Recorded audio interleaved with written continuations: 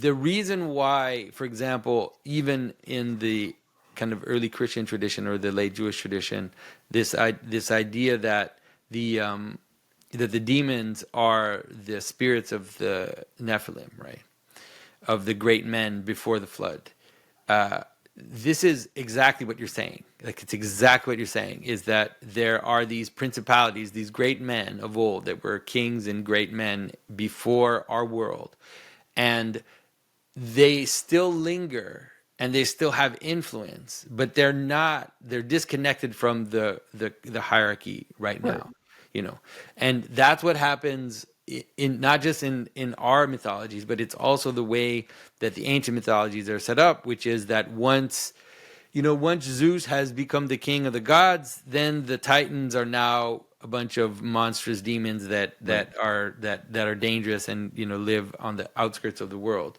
And so this is how it functions, and of course, it functions at all these different levels. This is also how it functions, and you can understand that there are, like, how can I say this? Like, there are memories that participate in your story, that in your family story, in everything, that are fragments of worlds before you that you don't completely understand, but that nonetheless are part of your world, right? Ways of doing things that your mother does, that if you asked her why she does them, you don't know. She doesn't know why she does them. Like you said, this is just how we do things, Jonathan. I don't know what it is, but it's connected to some ancient pattern that no longer has meaning, but is still influencing you, right? And so this is not just woo. Like, there is a woo aspect to what we're saying, but we're actually talking about how the world kind of plays itself out. And because time is accelerating so much right now,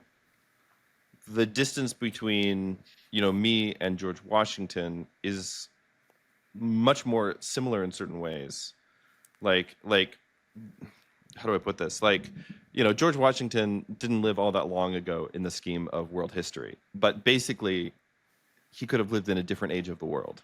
Yeah. For all, and it's not to say, and that's the sort of the big debate is, like, whether or not the country that he and the founding fathers envisioned, whether or not that country has any relevance in the modern world, where circumstances are so greatly changed, right?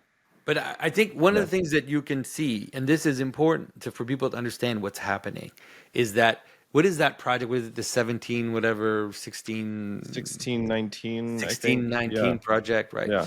And so you have to understand what it is that this project is, right? The project is trying to place the founding of America before this founding, and say that the slave ship that came to America, that is supposedly the real founding of America, and therefore, right.